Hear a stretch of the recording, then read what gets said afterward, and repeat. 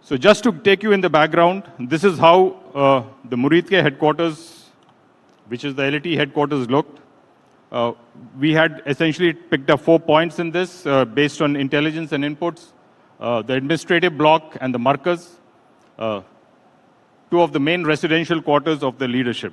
And this was provided to us. And based on this, we had selected our weapons and, of course, the profiles. This is just one short video of the UAV, which we had launched to take. You can see already one bomb has struck, and the second one is striking right behind it. This is Muridke, and the video was taken live while we were actually carrying out the operations. Some of the videos, this is the first time we are showing it in public.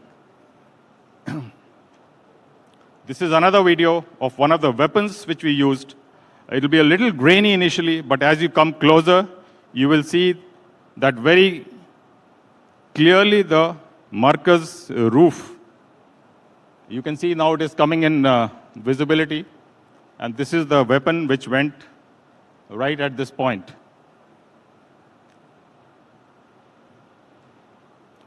Of course, these were long-range weapons launched from standoff ranges.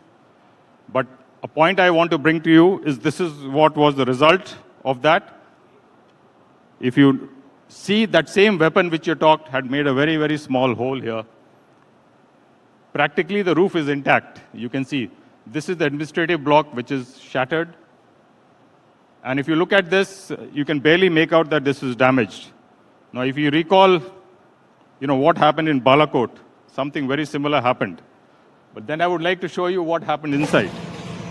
And these are the videos available from sources locally there.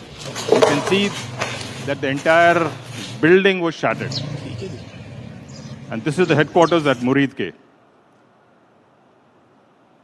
Something similar we had planned at Bhavalpur. Again, this was much more deeper. It's 100 kilometers. So we had the challenge of bomb damage assessment, and we had catered for satellite passes to ensure that we are able to get, the requisite degree of confidence that the target has been taken out. Essentially, we had picked up 5 points. This is the administrative block. This is the leadership where they were supposed to be staying. Some of the other cadres, and this is the main markers. Now, we selected the weapon point impacts very, very deliberately to avoid collateral damage. Because there are many areas around here. They were closer to populated areas. We try to avoid them to ensure that we have minimum collateral damage. So you can see for yourself that this is how it happened. Some of the weapons that we benched, the building is totally damaged. And of course, this is the markers where we put in 2 bombs into the target. And both went through. And you can make out that it is actually 2 floors. The bomb has gone through even the 2nd floor and impacted well below.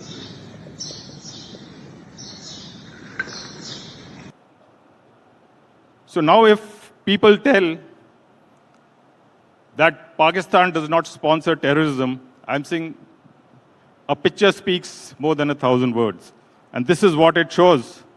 You can see for yourself, all the leadership is available here for the funeral, which happened the next day, of led by a designated terrorist.